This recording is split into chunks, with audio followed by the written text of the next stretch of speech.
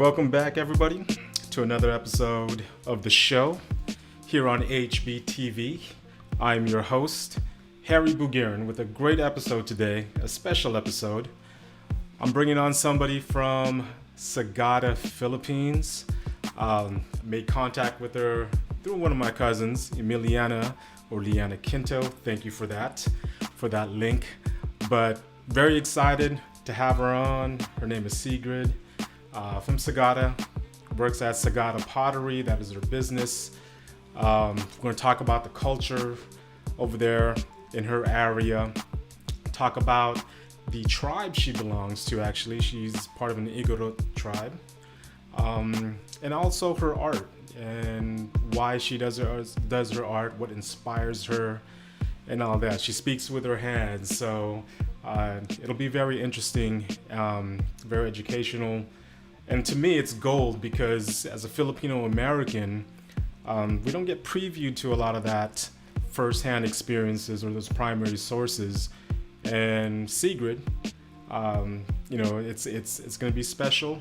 I'm honored to have her on, and can't wait for that for our conversation. So again, thank you again, watching HBTV, the show. It's been going great. Thank you everybody for the support. Thank you for everybody that's been on, and for those who are about to come on in future episodes as well. So before we get started with the interview, I wanted to show you guys a video that does feature Siegrid and Sagada Pottery. It was done for this series called Know Your North and Know Your South. I caught it on Siegrid's Facebook page, and it's under the Victory Liner Incorporated Facebook page, and there's tons of videos there that you can access, and this is just one of them. So we're gonna go ahead and check that out, look at that, and then after that I'll come on for a little bit and gonna set up the Zoom with Siegrid. So here we go.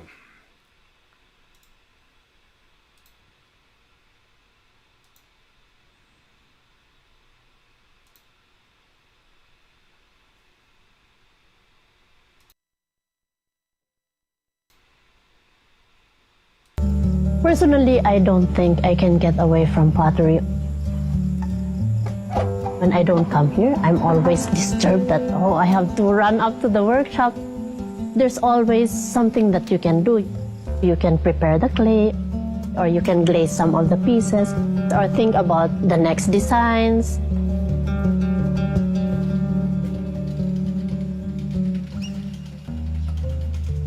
There's earthenware, stoneware, and porcelain.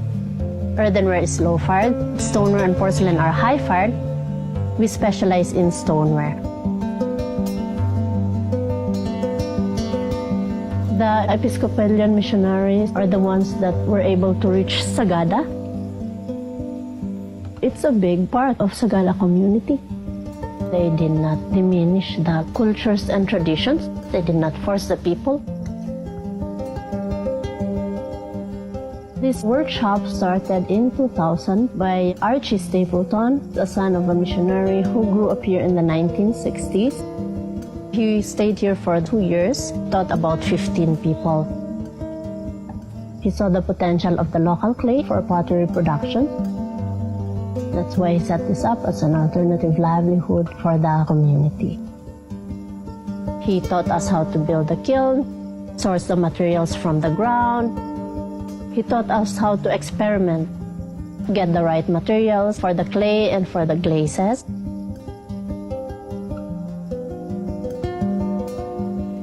It's me and Manang Tessie left to operate the workshop. Our goal also is to teach the locals. Luckily, with the influx of tourists, it's helping the maintenance of the workshop. They come and then they learn pottery, pay some fee, some of them buy. And slowly teaching people the process, and then they will value it, not just see it like the commercial ones that we buy.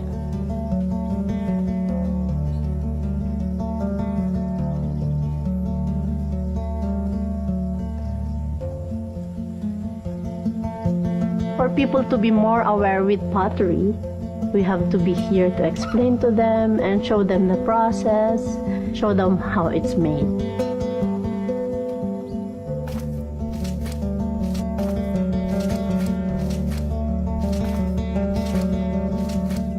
It's not just learning the craft. Pottery, it teaches you attitude. It will teach you patience and gentleness. When something breaks, it's so frustrating. If you stop right there, when will you ever make a better one? I just got addicted with that push. Now I'm more passionate with it. It makes me more patient, not just in the process of pottery. When I'm in the house, I'm more patient with my son.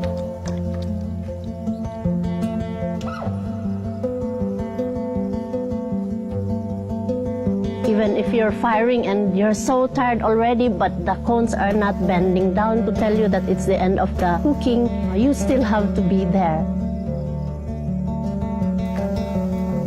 When you open it and then a lot broke, you have to move back and learn again. Why did they break?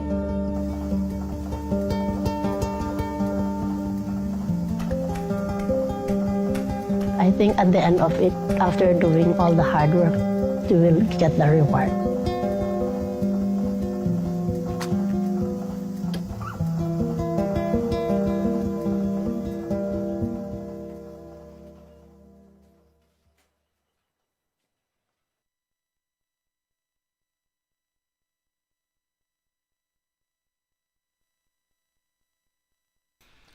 So that was a great video that highlights Siegrid.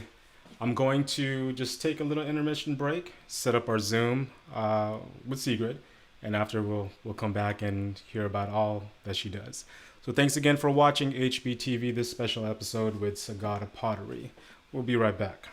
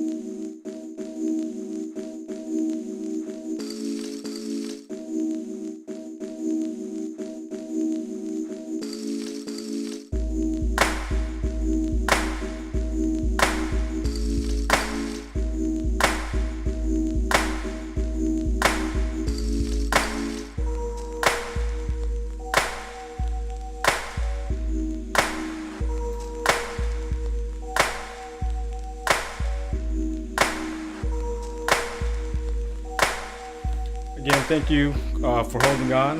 I got Siegrid on the Zoom right here. She's gonna start. I'm gonna transition over to Siegrid. And let's check this out. Make sure it works. Make sure my Zoom is working.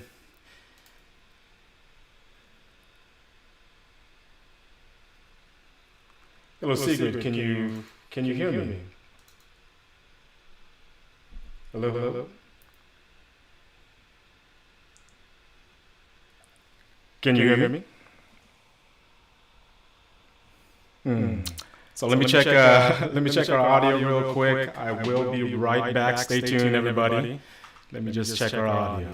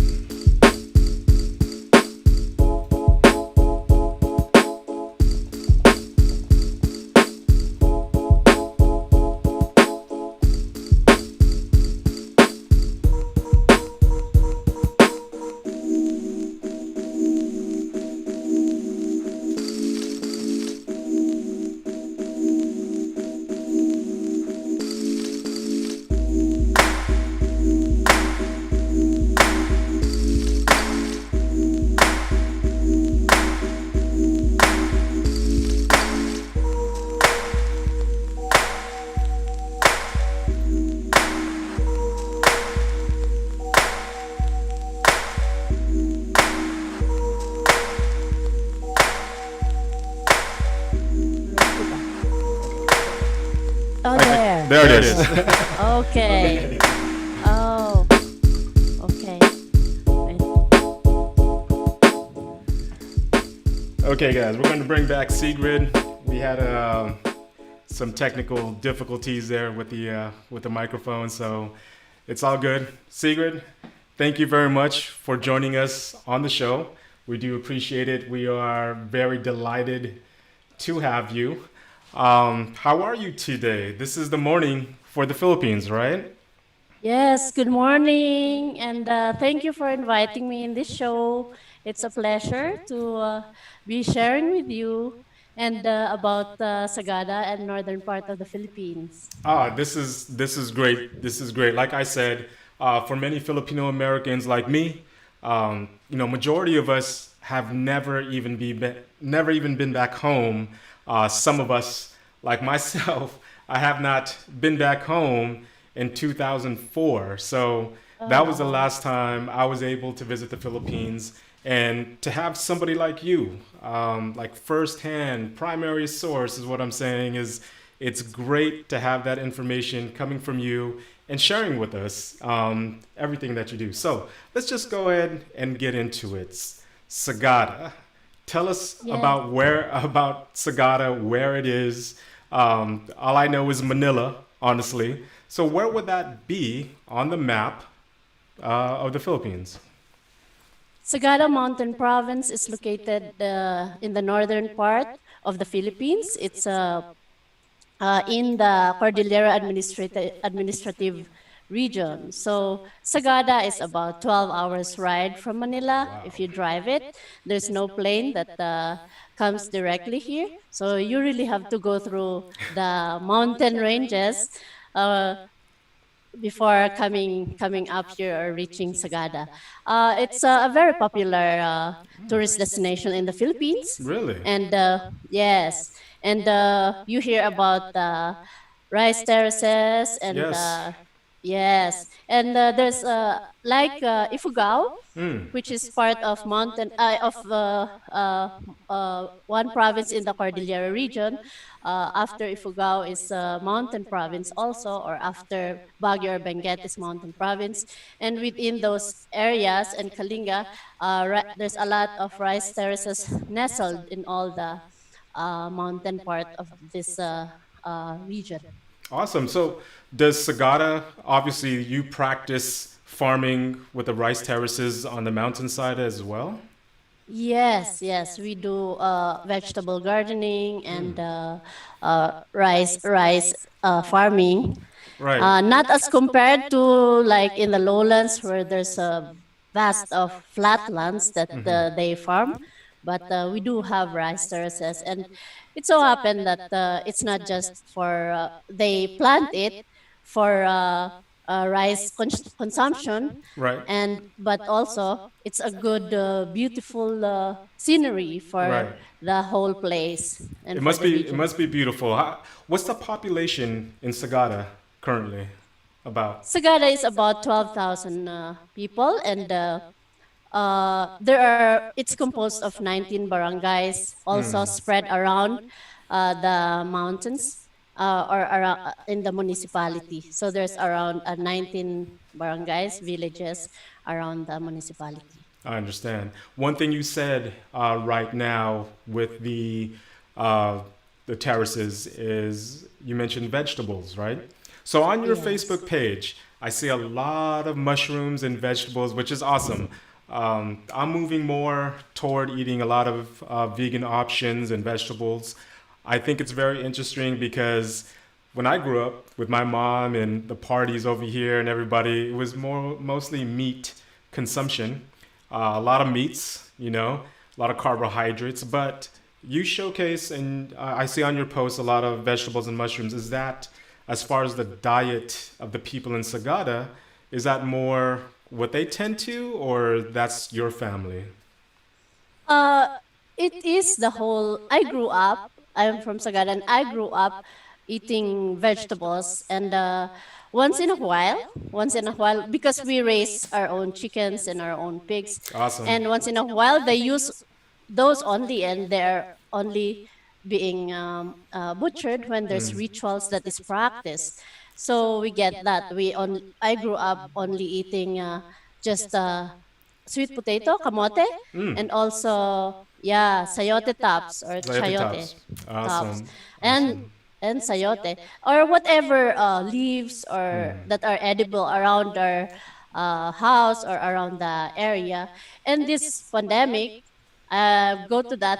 I actually is bringing us back to growing our own vegetables, which was what we were doing before. Anyway, we're going getting just tops of any leaves out there, and then it's it's luckily it's mushroom season Mm. that everybody is already looking for food for and the mountains or the earth is providing it to us, Wow. and we feel so lucky about it. And then the bountiful uh, growth Heart. of all Mhm. this, yes, of all these mushrooms and the vegetables.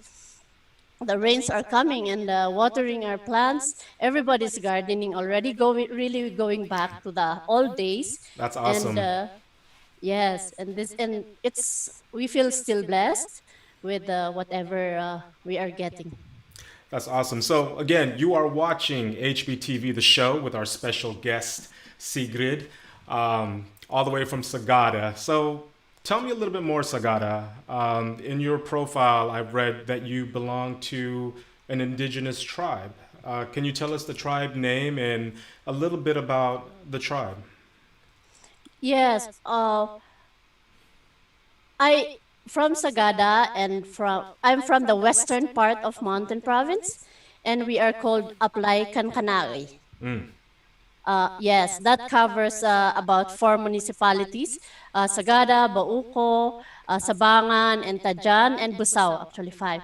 Uh, and we are called Aplaykan Kanais. There's other tribes around the region, like the Kalingas or the Ibaloys, uh, but we belong to the Aplaykan Kanai. Um, Are the there is there like a chief of the tribe that that governs or counsel those tribe members? Are you guys united that way, or how does that work for you guys? That's one thing that unique to us compared to the lowlands or to us Igorots. Igorots are people from the mountains, and that includes the people that comes from Cordillera Administrative Region. And what's unique to us is we don't really have a chieftain or a sultan that controls the people or the community or the tribe. It's usually a council of elders, a group of elders, a group of leaders. So not just one person can decide for the whole community. It's always a decision of a council of elders. That is That's awesome. what's That unique is to us. that is amazing. I'd love to see that one day and maybe come to Sagada and see the council at work. Your background. Tell us a little bit about that. That's on your wall, or what is it called? And what are I've seen those type of designs, but what are the colors representing, and things of that nature. This the background is Yeah. a traditional weave here. It's we use this as for special occasions usually. The tapis or the skirt and the g-string is for men. Um, and this is our traditional clothes, and it has designs. The color doesn't really mean something, Mm. but the designs, there's lizard and there's shield, and it's based on the like some artifacts from before. There's shields from uh, and still we use those shields during rituals also. Nice. It has design, yes, it has designs. Although for some colors, like there's this death blanket that they use, but that comes usually from the uh, other other in Ilocos during yes, they get that from the Ilocos weaving. Now does And Oh, I'm sorry. Go ahead. Go ahead. Go ahead. yes, this is our traditional clothings here, and it's woven here also. Awesome. Awesome. My Yeah. next question for you, Sigrid, is, does every Igorot tribe have their own distinct language, or pretty much you can communicate with all the different Igorot tribes out there? I think the basic communication we can use is Ilocano, but each tribe has their own language. Yes. That's very interesting. And love, Yes. again, love to visit Sagada, love to visit the tribe and see the culture firsthand. Again, you're watching HBTV, the show with Siegrid. So let's talk about a little bit of Sagada pottery now. Please give us the history of that. I mean, it touched upon it a little bit in the video, but as far as the history and how are you, or how did you get involved with it? At what age, and what actually inspired you to be involved with it? Right. Sagada Pottery was set up in 2000. It was set up by Archie Stapleton. He is a son of a missionary who grew up here in the 1960s. He is a potter in the U.S., right? He's a professional potter in the U.S. Wow. He wanted to share this knowledge, and also he saw the potential of the use of the local materials, the clay here, the soils here, and the resources that is very useful in order to set up a pottery studio. So this is another connection with us, with the missionary going back again. Is I is his help, and he is friends with this. It's nice that he comes back. When you are talking to him, he sounds like Igorot because he speaks the language very perfectly, and he uses the old words that the elders used before, because he grew up here in the 60s. Anyway, he was able to share this knowledge, set it up for us, taught us from very basic to finishing touches of doing a pottery. And I joined them just in 2001. I was 21 years old at that time also. And from staying in Baguio, which is a city, I had to come home for my grandmother's wake, and I did not go back there. I was working as in an insurance company called Loyola Plans Incorporated, and it's nice to be back home. And then I learned about this training center, Sagada Pottery Training Center, and then I joined. So that's how I got hooked and addicted to clay. So is your style the way you do your art now? Is it from him, the originator who taught you guys, or has your style really evolved, pulling in different experiences, your culture from your tribe, and other things? Like how has your art blossomed, I guess? It is definitely from his teachings, and of course it blossomed as long as years go by, and then the traditional I try to incorporate the traditional symbols, and I base some of the designs on the environment. Like I have pieces that is going with that is designed from wind, or from the fire, or from the earth. And also I try to incorporate the people in the sculptures. I try to, like, I love making elder faces, putting the wrinkles in their faces to show the wisdom that that you can see in these elders who've been really trying to keep the community or the tribe alive. I seen that. I seen some of the artwork that you posted with the faces and the figures. It's very beautiful. As far as some of the pieces that you have created, have you ever had the opportunity to be featured at different museums, different places, maybe around Manila, or across, maybe like to Japan or Hong Kong or even America? Yes, luckily I was invited by Adi Mendoza. He's a potter of the Philippines, based in the U.S. right now, in Virginia, or in Wow. yes, in Virginia. He, I was able to join Southeast Asian Potters conference in Virginia, Lorton, Virginia. I had in 2014, I was able to join an exhibit there and also a conference. And also here in Ayala Museum, it's mostly uh, we did exhibit here around Manila, Baguio. I did in Subic through uh, our friend Liana Emiliana Yes. Quinto. Yes, she helped me did an exhibit there in a hotel, and then basically with museums it's more on in Manila and Baguio in Bencab Museum. We were able to exhibit there, and most of our pots of our pieces are sold here in our gallery in the Sagada Pottery studio. And luckily we are a tourist destination, and a lot of tourists come by uh, wherever I even foreigners in different countries come by and try to, their hands to get muddy in there, try their luck on making it as a first try.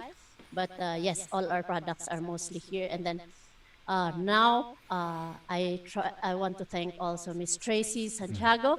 He is helping Sagada in bringing out uh, Sagada products out in Manila, connecting us to people who can acquire and buy our pieces. Oh, that's awesome. Congratulations on that, and much luck and success with that. If there's anybody that I know in my network that's maybe watching this, maybe they can connect with you and hopefully help you with that as well.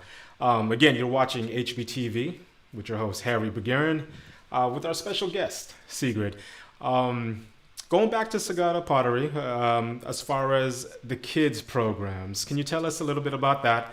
I know my daughters, they love art. They love getting their hands dirty as well.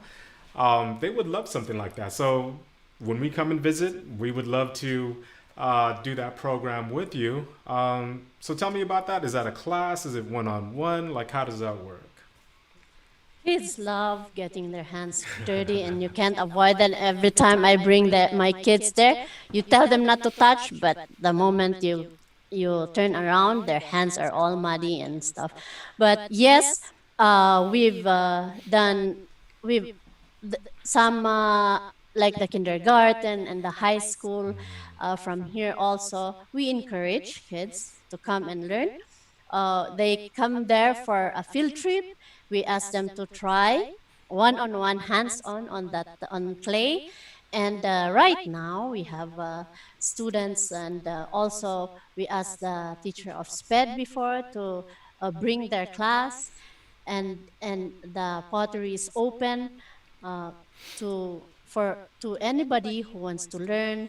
We can do one-on-one class, we can do a group class, and try your hands Yeah. on pottery. Yes, it's nice, it's therapeutic, and it can be a good uh, therapy.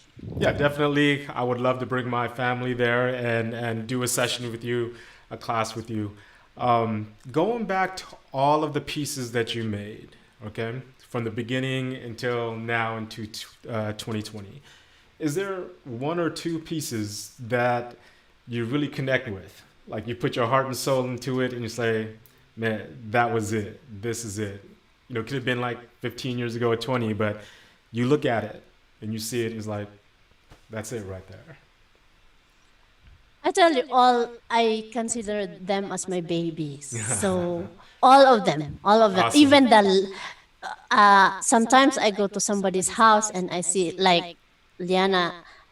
I go to her house because I was beginner when I met her, and she was acquiring some of my pieces, and I saw it and like I feel so embarrassed, but sometimes I'm like, oh my god, but those are my first pieces. It's so valuable to me, and now I see it and I'm like, oh no, this is thick. This is I get critical with it, Right, right, right. and really, and also when I'm drinking my coffee in the mug that I made, it gives me satisfaction, and also it teaches me that, oh no, I have mistakes here. I have to do more in here. And even if they're rejects, I keep them. They're like my babies. I put everything in. I think in each potter, they usually at the moment that they're working on that piece, they put all their soul and their what they want to express at that time also. So, but what I'm proud of, or I get at least my original pieces are, I call them the hairy vessels, which kind of came out. It's not a plan, but it came out as a signature piece. The one that I put that represents the wind or the fire, Yeah. but I call them hairy vessels. That's cool. They can check. Yeah, they can check. And then the face bowls also. Um, those are the pieces that at least I, I I would say I'm proud that I was able to design it like that way. So, Sigrid, let's say somebody from America or another part of the world would love to own a piece that you created. Is there a way that they can go to a website? Do they contact you somehow on Facebook or another social media to order something? How would that They work? can yes, they can email me at sbangyay@yahoo.com, or they can message me on Facebook and Messenger. I will be glad to answer them, and looking forward for all those people who will be acquiring some of my pieces and some of the Sagada pottery pieces. And here in Sagada, I have to include this because it's very important to me. Uh, the land here, it's so hard for people to acquire a land, to buy land, especially if you're from outside Sagada. It's not, there's an ordinance that says, or there's a verbal law that controls this kind. So that, and that's one thing that is unique about Sagada. All the businesses are owned and operated by Sagadans, not like compared to other tourist destinations. Okay. People can go there and invest and do it, and then the people from the place can be displaced or something. Right. But anyway, here that's the unique part about Sagada, is they operate their own business, and it's managed by the people from Sagada. You can buy land. And pottery is from land. That's the only thing you can buy. So only thing you can take away with you. Awesome. There. You can take a little land from Sagada, but through buying pottery. That is awesome. That's great. That's a great message right there. And obviously, when we are finished with this video, Sigrid, I will put all the descriptions. Please give me your email, any other way that people can get in touch with you to order a piece. I would love to look at some of the pieces myself and have one, maybe here or right here when I do my shows. But that's awesome. Are you currently working on any other projects, kind of like what you did with the museums, or for people, or for different clients? Usually, for within 1 year, we get invited to art shows, 2 or 3 times a year. But with this pandemic, everything was canceled. So we were not, yes, we were about to, on March 15, we were about to go down for a Art in the Park show that is organized by Museum Foundation of the Philippines.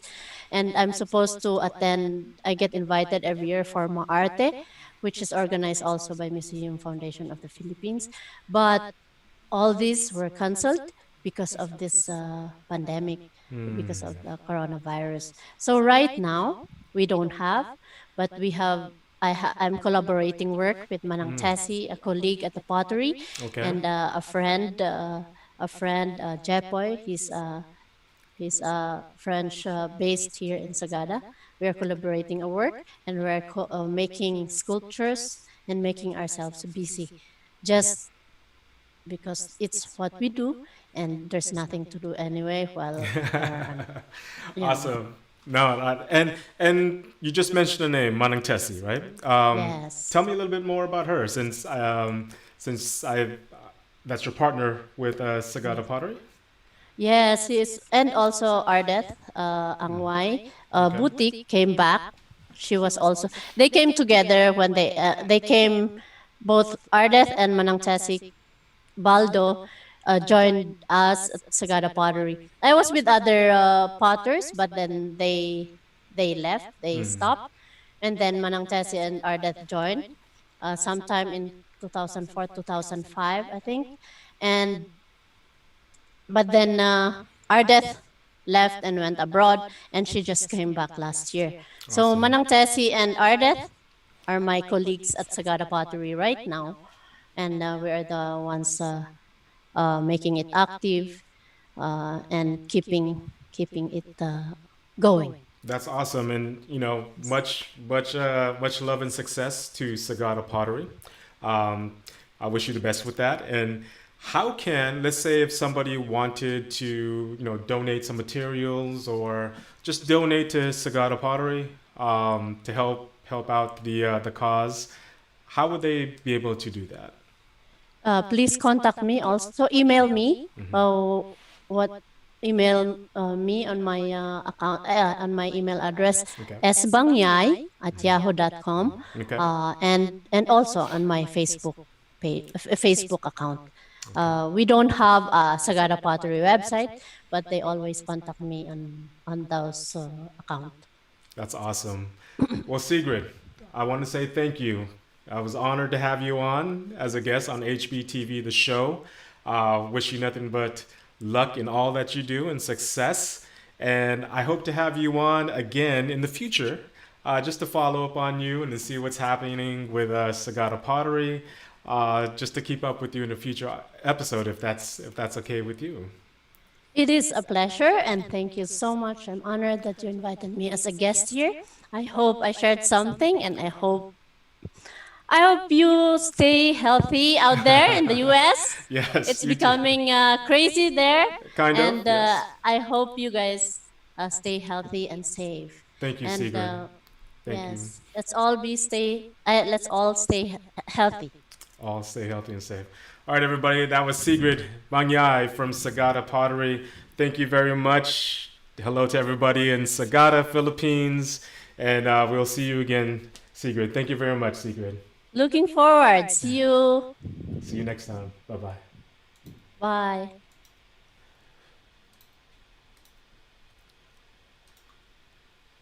Man, that was great.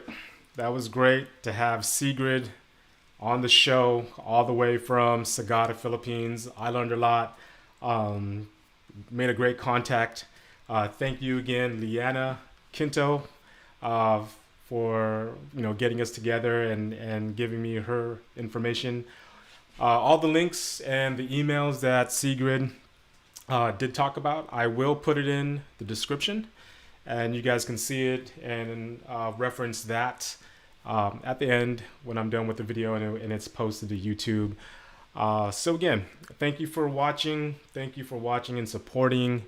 I have another great episode tomorrow. Tune in for that. I will be with Coach Chris from at Philam Nation Select. We're going to talk a little bit about basketball, recruiting to be playing, college in the Philippines, and also on the pro circuit over there. So it's going to be good stuff. Good stuff. I can't wait to talk to him as well.